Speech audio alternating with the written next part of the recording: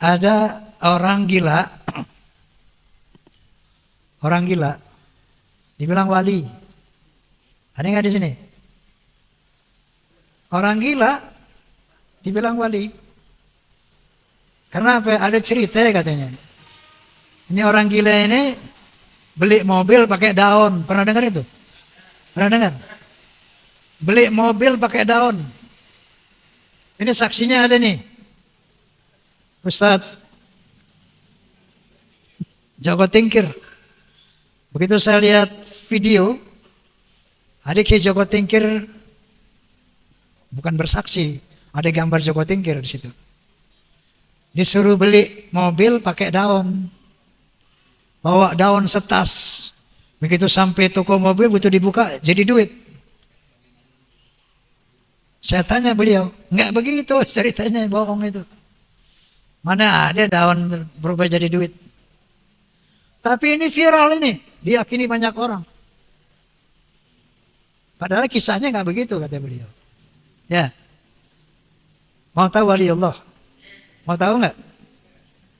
Qala ta'ala, ala inna awliya Allah la khawfun 'alaihim wa la hum yahzanun alladzina amanu wa kanu yattaqun. Ketahuilah sesungguhnya wali-wali Allah itu pertama, la khaufun 'alaihim, dia tidak takut akan masa depan. Apa yang akan terjadi enggak takut. La khaufun 'alaihim wa la hum yahzanun, dan dia tidak berduka cita atas apa yang telah terjadi. Yang ketiga, alladzina amanu, dia beriman, wa kanu yattaqun, dia bertakwa. Artinya bertakwa apa? Imtithalu awamirillah wajtinabu nawahi, melaksanakan perintah Allah dan menjauhkan larangannya. Ciri-ciri yang lain di luar Quran, khariqul 'adah, out of the box, istimewa, di luar kebiasaan cara dakwahnya atau cara apanya. Tapi ciri yang 4 ini, Allah Ta'ala itu Al-Quran yang bilang, dia tidak punya rasa takut kepada masa depan, gak punya rasa duka cita yang telah apa yang terjadi, dia beriman dan bertakwa kepada Allah Subhanahu wa taala. Jadi jangan kita kayak orang-orang orang-orang jahiliyah dulu. Di India itu kalau ada orang gila dia diam aja ya.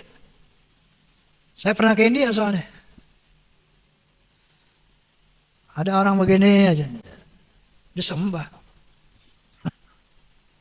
Paham ya? Banyak lagi hurafat-hurafat yang membuat umat Islam khususnya para ulama berpikir, merenung, apakah iya turunan Nabi seperti ini? Saya nih muhibin kelas berat. Di sini ada muhibin nggak? Woi, ada muhibin nggak? Kalau ada lewat lo sama gue. Aneh jadi muhibin dari kecil. Ya, saya muhibin ini dari masih muda udah muhibin. Sampai sekarang umur saya 35 tahun masih muhibin. Berapa umur gue sekarang?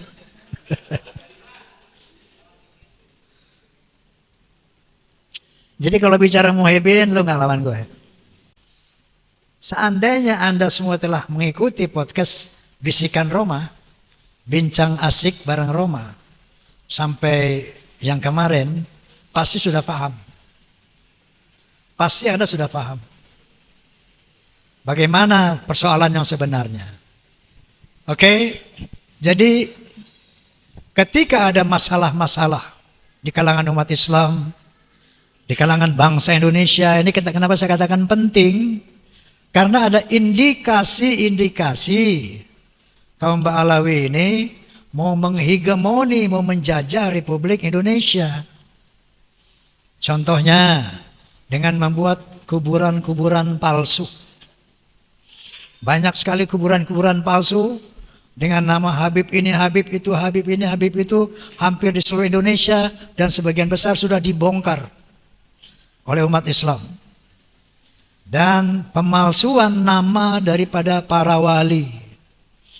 Pemalsuan nama yang sangat viral, yaitu dari Sumo Diningrat. yang diklaim sebagai Hasan bin Toha bin Yahya. Ini diteliti oleh para ahli sejarah. Ternyata ini adalah pemalsuan nama-nama, pemalsuan makam-makam. Kemudian ada klaim-klaim bahwa pahlawan nasional di Ponorogo adalah Ba'alawi. Imam Bonjol Ba'alawi, Tengku Umar, Tengku Jijitiro, semuanya Ba'alawi. Maka saya undanglah hasil sejarah Profesor Anhar Gonggong yang menyatakan dengan satu kalimat, bohong. Dibuktikan dengan sejarah-sejarah. Sampai ada klaim bahwa Indonesia ini milik Tarim.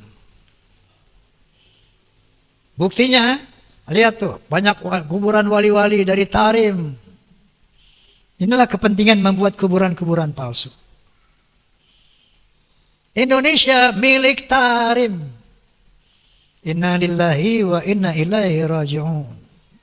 Jadi tidak sederhana ini persoalan. Ternyata ini persoalan berat, besar.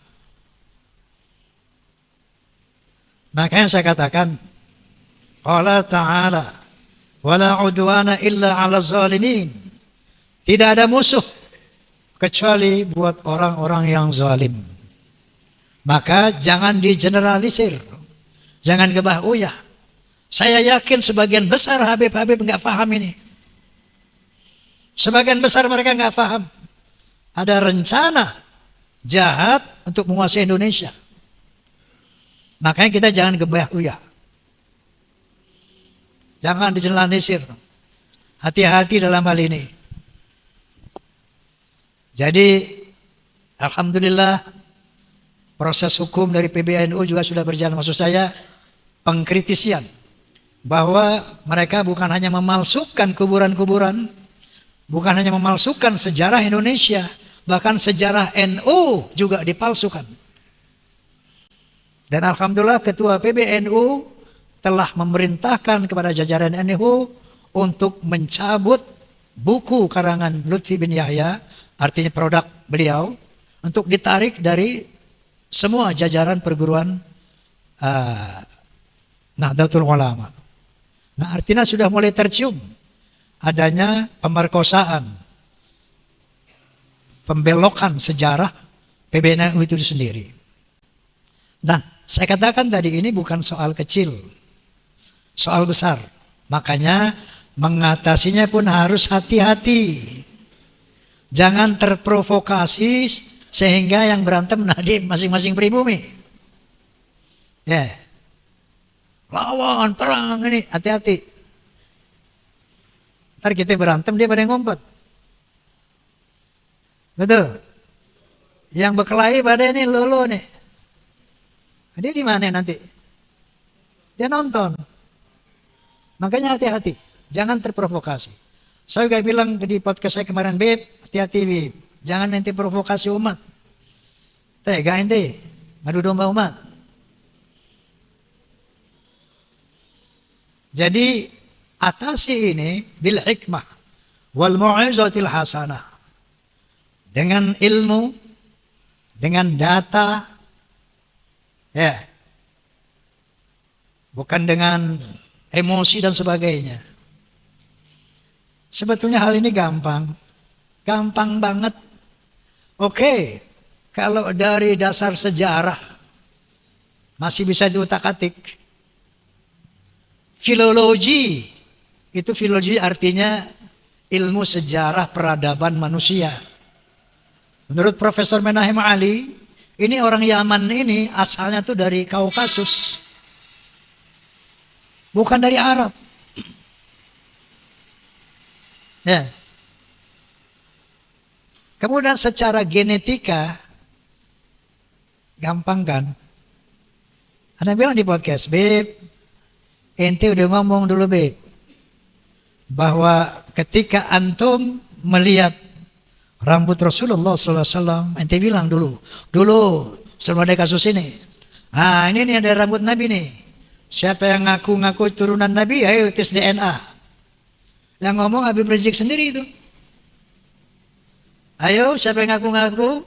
Tes DNA. Ntar kelihatan nih yang benar yang salah. DNA Nabi kemana, lu kemana katanya. Dia sendiri yang ngomong. Tapi sekarang apa yang mereka bilang? Tes DNA haram. Masya Allah. Jadi kalau memang tujuannya lillahi ta'ala, ada apa yang nasab sih? Oh, nasab saya bukan ini. Oke. Selesai kan? Secara sejarah nggak nyambung. Secara DNA nggak nyambung. Filologi nggak nyambung. Astagfirullahaladzim. Masya Allah para habaib. Para habib. Masya Allah. Ana uhibbukum. Ana ini muhibbin. Habib Rizik, Habib Ali Kuitang, Habib Ali siapa lagi itu, Habib Sehan, Habib sahabat aneh semua itu. Apakah dengan ada kasus ini kita harus putus persahabatan? Tidak. Misalnya ente Bib, terbukti bukan duriyah Nabi, so what? Kita tetap bersaudara sebagai sesama muslim, sebagai sesama mukmin. Innamal mu'minuna ikhwatun fa aslihu baina akhwaikum. Sesungguhnya sesama orang beriman itu saudara. Lemudhuriyah mau bukan saudara. Fa aslihu baina akhwaikum. Maka damaikanlah sesama saudaramu. Inilah kira-kira tugas fahmi tamami. Faham? Menjelaskan kepada umat bil hikmah. Dengan argumen. Dengan bijaksana. Nasihat yang baik kalau mau berdebat dengan cara yang baik. Jadi jangan dengan emosi, jangan dengan marah-marah, caci, jangan. Ini tidak diajarkan oleh Allah cara seperti ini. Paham ya? Ketika ada masalah, yuk duduk bareng. Nabi SAW pernah dibully nggak? Sering. Pernah difitnah nggak? Sering. Bahkan dilempari batu pernah nggak? Pernah. Nabi marah. Nabi ngomel. Nabi caci maki. Enggak. Qala ta'ala. Fabima rahmatin minallahi linta lahum. Walau kunta fazzan ghalizal qalbi lan faddu min hawlik fa'fu anhum wastaghfir lahum washawirhum fil amr fa idza azamta fatawakkal 'ala Allah innallaha yuhibbul mutawakkilin. Shadaqallahul azim. Apa firman Allah kepada Rasulullah? Hanya karena dengan rahmat Allah maka sikapmu menjadi lemah lembut. Kalau kamu bersikap keras, kasar, keras hati, maka mereka akan lari dari sekelilingmu ya Muhammad. Fa'fu anhum, maafkan mereka. Wastaghfir lahum, mohon akan ampun buat mereka. Wasyawirhum fil amr, bermusyawarahlah dengan mereka. Nabi enggak pernah, hei kamu tukang sihir, kamu bohong. Ya Allah hukum mereka, begitu enggak? Enggak. Hei kamu bukan Nabi. Hei kurang ajar kamu. Begitu enggak? Enggak. Apa kata Allah? Fa'fu anhum. Maafkan mereka. Wastaghfir lahum. Mohonkan ampun buat mereka. Bukan malah dikutuk. Lo mati enggak? Su'ul khotimah. Bukan begitu. Doain.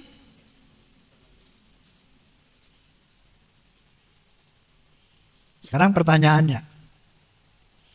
Nabi sampai dilemparin batu juga nggak marah, nggak mengutuk. Sampai Jibril berbisik sama beliau, ya Muhammad, angkat tanganmu, minta mereka diazab oleh Allah Subhanahu Wa Taala, biar aku nanti menjadi pelakunya, eksekutornya. Aku himpit mereka dengan dua bukit. Apa kata Nabi? Jangan Jibril. Nabi angkat tangan juga. Allahumma hdi qaumi fa innahum la ya'lamun. Ya Allah, berilah hidayah kepada umatku, mereka enggak tahu. Ampuni umatku ya Allah. Nabi enggak minta ya Allah azab mereka, enggak. dicaci, azab mereka? Enggak. Diludahin, marah? Enggak. Kenapa enggak marah? Karena beliau yakin bahwa beliau adalah Rasulullah. Beliau yakin beliau adalah utusan Allah. Coba Musailimah Al-Kadzdzab itu siapa itu? Nabi palsu. Siapa namanya? Musodek yang di sini. Musailimah Al-Kadzdzab. Begitu bilang, Nabi palsu, kamu marah dia.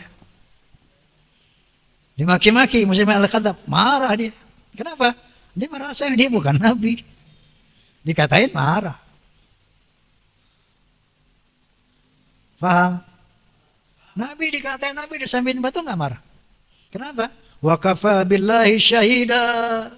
Cukup Allah yang menjadi saksi bahwa aku Rasulmu ya Rabb. Gak perlu pengakuan mereka, cukup Allah tahu. Wa kafa billahi syahida. Cukup Allah bersaksi, yang menjadi saksi bahwa aku adalah utusanmu. Kira-kira paham ya? Ada lagi satu hal yang ingin saya sampaikan. Kita wajib mencintai Ahlul Bait. Betul? Betul. Kita wajib mencintai zuriyah Nabi. Betul? Betul. Dasarnya mana? Nah, ini para habaib atau kita kebanyakan umat Islam ini baca surat Al-Ahzab 33 ujungnya doang.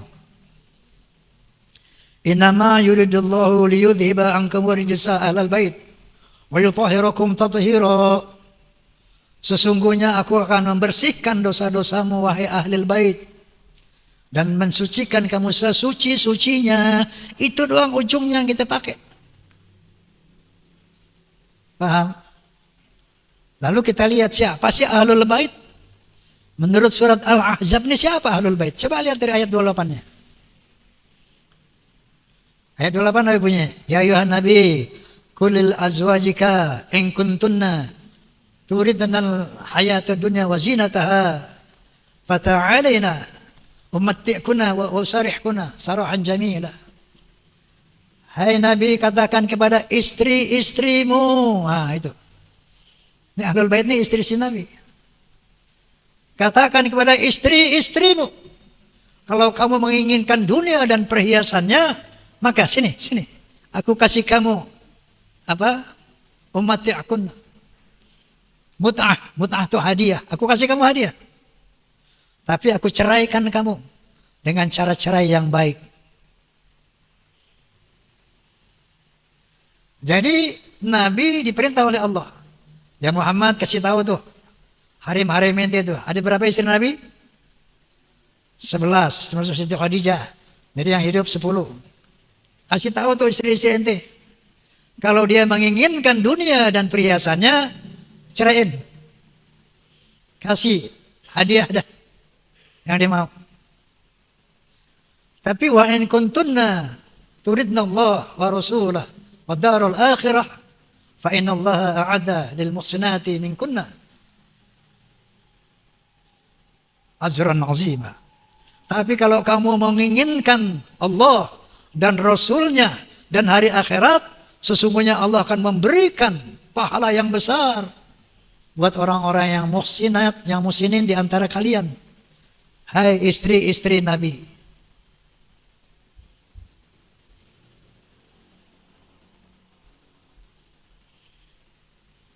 Terus ayat 30 apa? Ya nisa'an Nabi, may ya'ti minkunna bifahishatin mubayyinatin yudha'af lahal 'adzabu dhi'fain. Hai istri-istri Nabi, barang siapa yang di antara kamu berbuat kefasikan yang nyata, azabnya 2 kali lipat. Istri-istri Nabi ini ahlul bait. Kalau kamu berbuat kefasikan yang nyata, azabmu 2 kali lipat loh. Lalu ayat ke-33-nya nih, saya lanjutin. Wa qarna fi buyutikunna wa la tabarrujna tabarrujal jahiliyatil ula. Wa aqimna shalah wa atina zakah wa ati'na Allah wa rasulah. Kamu tinggal di rumah, hai istri Nabi, jangan keluar rumah. Wala tabarruzna tabarrujal jahiliyatil ula. Jangan berkelakuan seperti perempuan-perempuan jahiliyah yang dulu. Wa aqimna shalah, tegakkan salat. Wa atina zakah, laksanakan zakat. Wa ati'na Allah wa rasulah, taati Allah dan Rasulnya. Baru Allah mengatakan, innama yuridu liyudhila ankum rijza ahlal bait wa yutahhirakum tathira. Baru aku bersihkan kamu dari dosa-dosamu dan aku sucikan kamu sesuci-sucinya. Faham? Paham? Jadi siapa ahlul bait? Dalam surah Al-Ahzab ya istri Nabi. Dalam surah Al-Ahzab. Jadi kalau kita lihat hadis ada mengatakan ahlul bait itu saya, Ali, Hasan dan Husain, Fatimah. Tapi pada intinya, siapapun ahlul bait itu, kalau mau dibersihkan dari dosanya, mau disucikan sesuci-sucinya, itu syaratnya tadi. Jangan berkelakuan kayak orang jahiliyah dulu. Harus menegakkan sholat, harus bayar zakat, harus taat kepada Allah dan taat kepada Rasul. Baru dibersihkan kesalahanmu, baru disucikan kamu sesuci-sucinya. Paham? Paham? Selama ini kita salah kaprah tentang ini. Sehingga oknum-oknum habaib ujungnya doang dipakai. Innama yuridullah yudhhiba ankum rijsa. Kita ini akan dibersihkan oleh Allah Subhanahu wa taala. Dan kebanyakan kita mengatakan, "Oh, sampai saya cerita waktu zaman saya muda." Saya ceritakan di podcast. Waktu saya muda, ada satu Habib mengatakan begini, itu kalau ada Habib mabok, berzina, berjudi, jangan kata apa-apa. Dia ahli syurga. Kenapa? Karena dia dibersihkan oleh Allah dosanya. Disucikan sesuci-sucinya. Ini kan Masya Allah harus diluruskan. Kalau enggak kesian mereka juga nantinya. Dan kita salah paham. Kalau ada Nabi salah, jangan nasihatin. Ada Habib salah, jangan nasihatin. Dia disucikan sama Allah. Faham? Faham? Nah jadi sampaikan ini kepada semua. Dengan ilmu, dengan argumen. Bil hikmah. Wal mi'ajatil ana. Dengan nasihat yang baik. Wajadilhum billati hiya ahsan. Sampaikan dengan cara yang baik. Nasihat yang baik. Berdebat dengan cara yang baik. Jangan marah-marah. Nggak disuruh sama Nabi itu. Jangan teriak-teriak. Nggak disuruh sama Nabi. Bil hikmah. Dengan bijaksana. Kesimpulannya apa? Kesimpulannya adalah ternyata nasab tidak jadi ukuran keselamatan dan kebahagiaan buat manusia di hadapan Allah Subhanahu wa ta'ala. Anaknya Nabi saja nggak ada privilege. Anaknya Nabi. Coba lihat tuh anak Nabi masuk neraka. Anak Nabi Nuh. Bapaknya Nabi masuk neraka. Bapaknya Nabi Ibrahim alaihissalam. Bininya Nabi masuk neraka. Nabi Lut alaihissalam. Pamannya Nabi masuk neraka. Abu Jahal dan Abu Lahab. Ente siapa? Mau bebas dari neraka emang ente siapa? Kan begitu. Mau bebas dari neraka itu tadi. Ahlul bait jangan berbuat jahiliyah. Salat, bayar zakat, taat sama Allah Subhanahu. Itu baru bersih dah kamu. Masuk surga ada kamu. Paham ya? Kalau udah paham ya udah.